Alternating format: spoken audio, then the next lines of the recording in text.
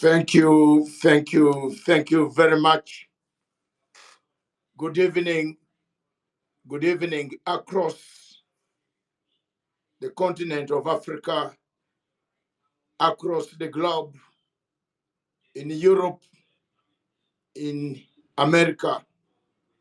Mr. Trump has stuck on his words. He will not allow anybody to stay. Good evening. Good evening, all of you in Eastern Europe, China, Russia, and the rest of the countries. Thank you very much. Today is more or less a somber day.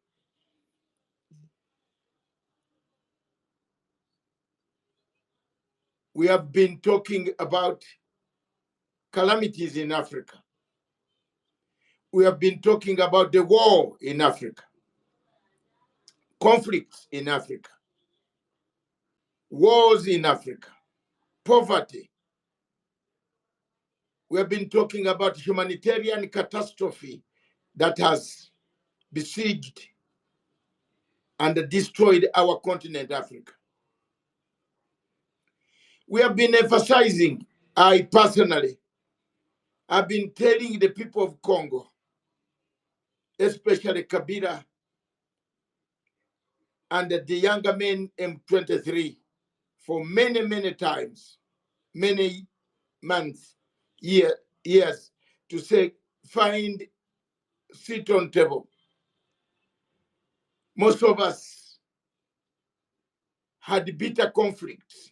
In my country where I'm born, there was a bitter conflict that took almost 24 years to finish.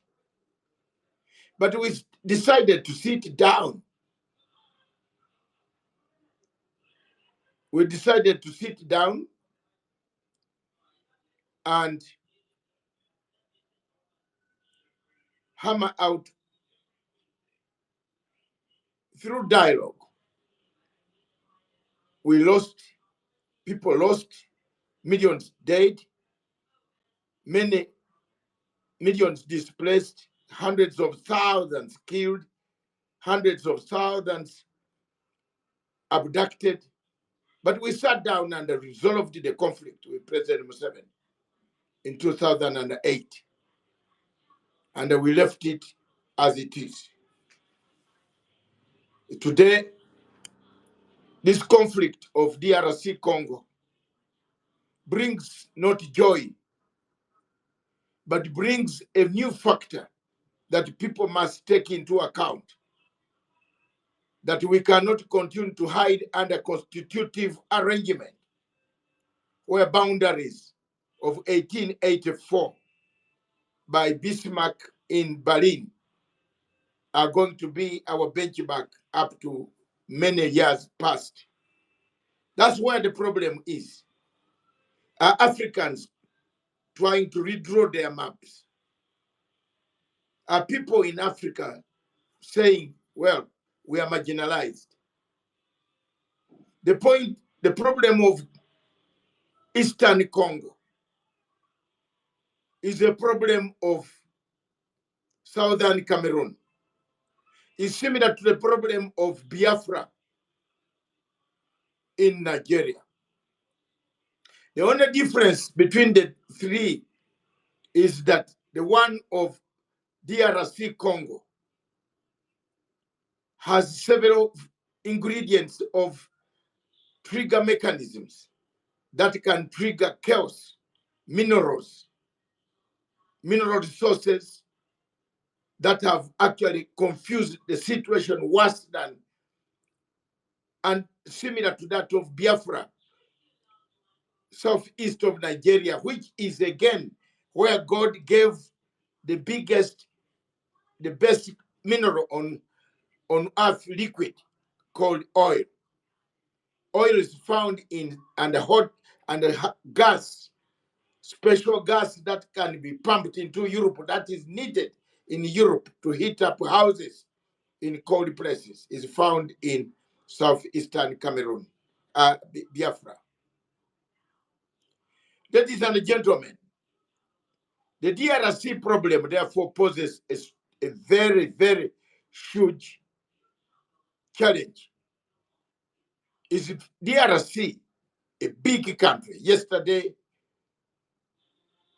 I was doing a show and I told you it is a matter of time that this Democratic Republic of Congo will lose a capital city in Eastern Congo, or the capital city of Eastern Congo of Goma. Reports reaching us, which are verifiable, because I've talked to very many sources in Goma. The M23 have taken over that city, and they are inside the city. Most of the Congolese army around the borders, points, and so many other places have fled into Rwanda. And we want to thank President Kagame for opening the door without killing them or without shooting them, but giving them a humanitarian hand until they are handed over to the Red Cross when an agreement is hammered between those who have captured Goma and the government of the Democratic Republic of Congo. Why has this problem been so badly managed up to date? Why is it there? Accusations and counter-accusations. Yesterday, I dispelled some of the accusations because you cannot continue to counter. But where's the government? What can the government tell us specifically? What is it that they can do to rearrange Congo themselves without other rebel groups? Over 240 rebel groups are in Congo. Very sad news. Very, very sad. 240 groups are on the soil of the Republic of Congo. Some are government sponsored. Early this last year, the government added their own militia that to check on M23 excesses, as they claimed. So are we in very dangerous waters? Are we swimming in the most dangerous waters today? The answer is yes. As we speak now, the cities of Bukavu, there is serious panic in Bukavu, and you never know if Mr. Tshisekedi does not come out to speak his mind and tell us, come to a table. We want Mr. Tshisekedi, whenever you call him to the table, he tells us so many words. He insults even people. He doesn't greet people. I've seen it with my two eyes in one of the meetings where Mr. Tshisekedi never greeted people. He never even greeted other presidents until he left the meeting before it could start. So, why do you buy too many mercenaries? Why do you hire mercenaries? Yet you can train an army to fight insurgents, to safeguard the borders. How much money is this that you put in mercenaries? And you could not put this money into the Congolese army that would have fought off the battle and maybe helped you to retain your territory and integrity, sovereignty of Democratic Republic of Congo. Ladies and gentlemen, I want to be practical. I want to teach comparative politics, which I do as one of the few. I used to lecture. I'm now retired. But I'll do some comparative politics. Yugoslavia in Europe was the troublemaker, the trouble child, like Congo in Africa. The DRC Congo has been a trouble child for especially we who come from Uganda, who have been, it has caused us a military a very serious military coup. In 1971, most of you were not born. I was born. 1960, I was born. When Patrice Lumumba was killed, I could hear my radio, BBC, saying it. I was born. When Congo got independence, we could hear the noise. I was born. But Congo has caused Uganda, especially my country, the first coup of 1971, 25th January, when I was on my way to senior secondary school, class 1. It occurred because Idi Amin had earlier killed another Lieutenant Colonel Okoya over Congo gold. Felix Onama and Idi Amin and Obote quarreled over gold from Congo. They went there as peacekeepers or to get help. They stole the gold and the diamonds and the and ivory. Amin was annoyed. He killed Okoya. It started a fight between Acholi and Alango. Since then, Uganda never recovered. Acholi and Alango and Acholi and Arur and Rukuban, they killed each other. Again, 1971, we lost the government. People went to exile, fought back. 1979, took over power, gave Lule another president. Again, 1994, the Rwanda issue. Uganda came up, genocide in Rwanda. Uganda helped a few troops across, together with some other people. They crossed it over into Congo, overthrew Mobutu Sese Seko. Congo again, Rwanda, and Uganda remained permanently in eastern side of Congo. The fight in Kisangani, most of you Ugandans here will know there was a very bitter fight in Kisangani where Uganda and Rwanda turned the guns on each other. Congo also has created us a big problem that we are taken to International Court of Justice and we are told to pay billions and billions. Congo still produces a terrorist group that is based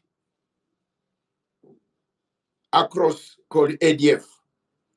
Of course, the Lord Resistance Army went into Congo officially after we had done the 2008 peace process, where Kabila, we went to Kabila into DRC, in Kinshasa, myself, Riakamacha, Dr. Wakana Rugunda, and Chisano, and we asked, and the auspices of UN, we asked Mr. Kabila, the then the younger man, the son of Kabila, to give us permission to cross the Lord Resistance Army from Eastern Equatoria to Western Equatoria, to remove them from the territory of South Sudan. Because you remember South Sudan at that time had not got any. I'm bringing this history so that people can pick up those facts, other than people who go on social media because they have seen it free. They write the things they want. I'm giving you history so that you can understand the background. So the Lord Resistance Army officially was in Congo because we could go and see them in Garamba Park. We asked for the permission for them to be there in order for a peace process to be concluded. The eastern part, southeastern part of Congo, or the eastern part of Congo in Goma, Bukavu, South Kivu, and North Kivu, these areas have been volatile. You live along the Katanga province, where again there is, if this goes on, it could also spark another violence, another rebellion. The Katangese are not very comfortable. The Funyuru, Felix Funyuru, the opposition leader from Katanga province, is even discriminated by being called, he doesn't look like he's a Congolese. They call him as an Angola, a man from Angola. He should not be in Congo. So, what is the root cause of Congo's instability? The root cause of Congo's instability is ethnicity. Number one, the West does not want to see the East. The East has been discriminated. Mr. Tshisekedi calls the East not our people. So whose people are these? Uganda is a country that has welcomed many refugees. It welcomes very many refugees from Sudan, from Congo, and from other parts of the world. Burundi, Rwanda. Remember, the RPF were refugees in our country. And they went and overthrew Habyarimana. They picked a country. There it is shining amongst the countries across Africa. Uganda, Rwanda is shining, is a shining example. Let's be honest. From Rwanda that was on the ground zero level to Rwanda, what I see today, I give them, if I had something to clap here, I would clap for them. They have done it. Ladies and gentlemen, the situation in the eastern part of Congo has brought us to where we are today. That situation is dangerous. That situation is Mr. Tshisekedi does not want to talk to M23. M23 say we are Congolese. Mr. Tshisekedi accuses Rwanda. And for those people who talk about Uganda, I want to be very honest to say Uganda officially is in Congo by memorandum of understanding between Tshisekedi and the President Museveni and the UPDF and the Congolese army. It is signed, sealed. That's why Uganda entered the Congo to pursue the ADF terror groups, units that were in Eastern Congo, north of the Goma areas, where they have been operating and killing people and coming from the hideouts to come to Kasese, Fort Potoro, Semiliki districts, and this area of up to the extent to Kampala to plant bombs and at times kill people. So the government of Uganda officially had a memorandum of understanding to eliminate the ADF. That's why you see Kabila people will be asking, why does Kabila not complain about Uganda troops being in Congo? He signed for them to be in Congo.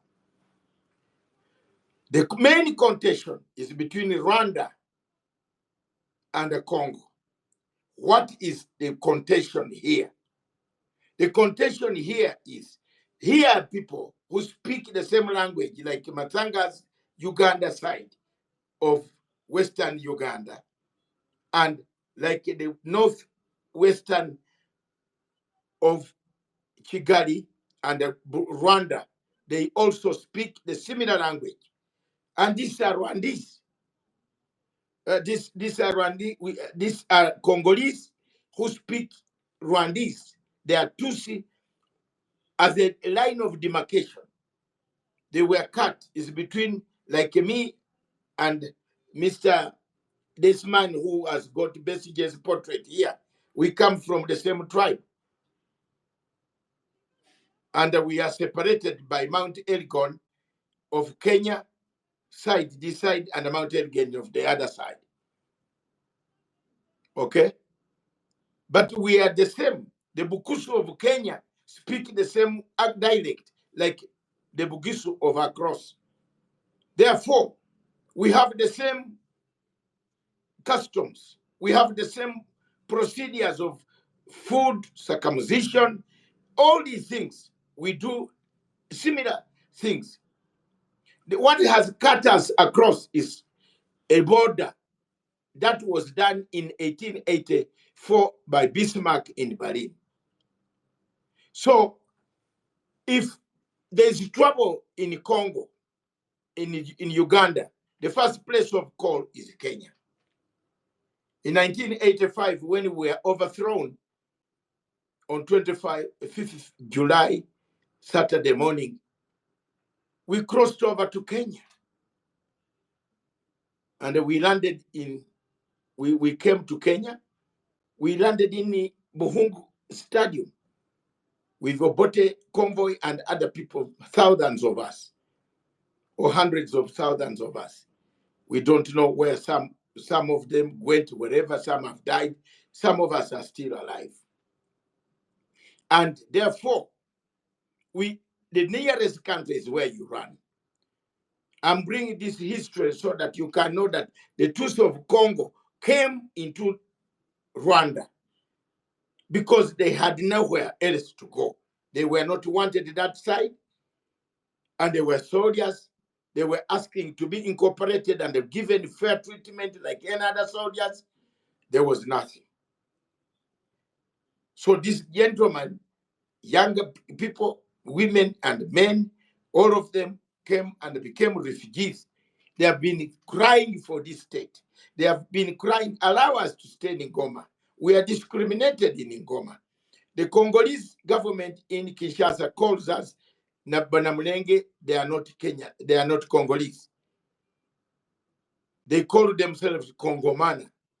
So what is Congomana here is what I am interested in and what I want to know. Who is a Congomana and who is a Congolese, who is a Tutsi? They are the same in one geographical area. Why doesn't Mr. Tshisekedi allow these younger men and the women to go back, integrate them in the army?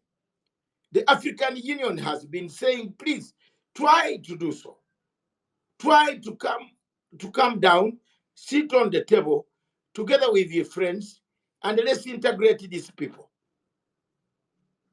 I'm telling you, it has been so difficult to do a peace process. I was in one of these peace processes of DRC Congo. I was not able to understand as to why we give even waste money, because I saw it was not going to work. The root cause of all this, and I want to be on record. I don't want God to ask me when I reach there that why didn't you say it on earth? I want to be on the record and say it.